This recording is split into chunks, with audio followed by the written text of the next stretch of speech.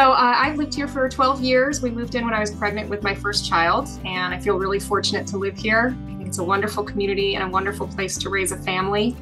When my husband and I moved to Corte Madera 59 years ago with our two very small children, families could actually buy a home in Corte Madera for $25,000. Today, it's nearly impossible to buy any home in Corte Madera of any kind for less than $1 million. For me, concerns with housing are finding affordable housing. I'm a teacher, a yoga instructor, and finding something that is a beautiful, aesthetic place to live that I can afford on the income that I make. I'm the superintendent of Larkspur Corte Madera School District. I've been the superintendent here now for 6 years. So when I take a look at Larkspur Corte Madera School District as an organization, when we're hiring employees, especially from out of the area, employees who are looking to either purchase a home or rent a home or apartment, it is very, very challenging. Teacher salaries are far less than the average income in Corte Madera. And the same thing is true for the incomes of many longtime residents of Corte Madera who exist on what HUD categorizes as very low incomes. Housing is really too expensive for middle and lower income people, most middle income people, and lower income people probably can't get a toe in. You know, back in the day, you could live in these places, but now you really can't unless you, it seems to me, unless you somehow, some way, whether you're a high-tech person making a lot of money or you're enjoying generational wealth, so you're getting help, it just seems almost out of reach to me, quite frankly. I think, like probably everybody else who lives in the Bay Area, who at least cares about other people, the affordability situation is so out of hand. It's tragic that younger people can't afford to live here. Even if you have a very good job, you still can't afford to buy a house. Like, you really have to, like, sort of be quite fortunate in terms of the access to the money in Corte Madera. So that's a big challenge. And then for us, it's just like, we'd like to have more young people, more families, but they just can't, and lots of them will live somewhere else. Now we're a bit concerned having 3 teenage kids. Will our kids be able to afford to stay here near us as they get out of college and start their families and things? So it's been the same thing my whole childhood and our adulthood and now our kids' lives, where it's such a limited supply and such an outrageous cost. So we have a supply and demand issue, right? It's a mismatch. And I think now, particularly in Marin County, we have a very strong anti-development sentiment. They have made that problem even worse, right? Because we are not able to build anything in Marin County, even though 85% of the land is already protected, and the other 15% almost fully developed. And I think that status quo is not going to work anymore. I personally did not grow up in a community as nice as this, and I sometimes think about how, if my parents had wanted to buy the house that I live in, they may not have been allowed to, because my father was Black, and there was still a restrictive covenant in the deed to my house.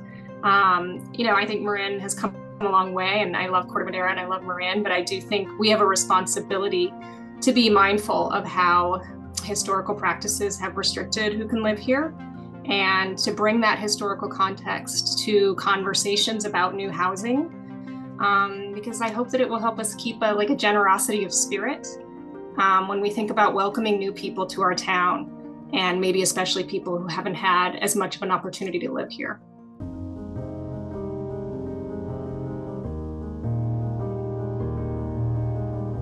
The way the town reached out to the community, I thought was just outstanding. I think you couldn't miss the fact that this was going on.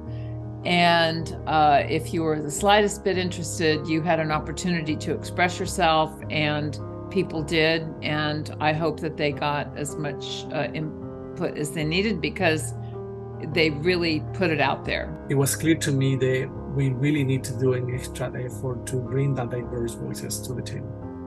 and also to represent these voices that usually cannot participate in the traditional planning exercise. Perhaps that is the area that we need to improve: community engagement and participation from low-income residents, particularly tenants. I certainly think we need to find some creative ways to add some somewhat affordable housing to the area, to keep it not just an overly exclusive neighborhood. It didn't have that same feeling when I was a kid back in the 80s, but it certainly has kind of more of a feeling now that it's really for the haves and not for the have-nots, which is not really fair. Again, it's a special, beautiful place to live, and not everybody, will ever be able to afford to live here. But it would be nice if we had more availability for the people that we need so desperately in our community that just can't afford to live here in the current state of the market. People think we're already built out, but not if you consider the underutilized, underzoned properties. So there definitely is opportunity to build, and we should be building more workforce housing. And what I'm thinking about workforce housing, yeah, it is for law enforcement, for teachers, or healthcare professionals, but also for the families who are supporting other families, right? The families that are taking care of your children, the family that are maintaining your gardens or your house landscape, the people that are cleaning your homes. They are part of your community, and they need also a stable housing. We need to respond to the needs of the people that are being affected the most on this when supply and demand is not working, and that is low-income tenants. We, 3 years ago, have converted our garage, which was freestanding, into an ADU. We're great supporters of ADUs. We have a wonderful tenant, and we did a lot of research before our tenant came in, because we wanted to make sure that the rent was affordable to a single person on a limited salary. And we just signed a new lease today, and the rent is the same as it was when we first started renting it. So we are committed, we believe, to affordable housing. My concern is the bigger problem of homelessness in the Bay Area. Then my question is, how can Corte Madera do their part in helping to facilitate a problem that we don't necessarily see, but still does exist? We can provide alternative housing for those that need it the most.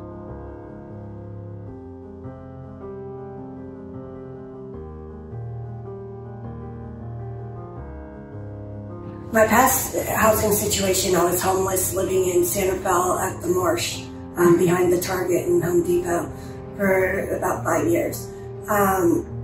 So coming here to getting housing here in Corte Madera, it's a big difference, because it's so quiet here. It's peaceful to where you can relax and do the things you need to do, really.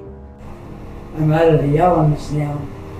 Just a lot of it, it's very hard to survive in the elements, especially when you get older. This saved my life during this movie year. I'm happy here, Colin and Alicia. They just are always asking if I need anything, or, is everything okay? And so it works well for me here. And I like going there. I really do. On a bigger issue, I just think our community really benefits from having people live here who come from lots of different experiences and perspectives. I think it's so valuable in life to be exposed to people who might be a little different than you are. And so I really welcome the ability to experience that by having new people move into Corte Madera. Obviously I think it enriches anyone's experience to live here because it's such a wonderful place to live, but it also enriches the experiences of people already here, because that sort of richness and diversity of life experience is educational for all of us. And I know, especially for my kids, I really want them to see the world in all of its different colors and shapes and sizes and experiences.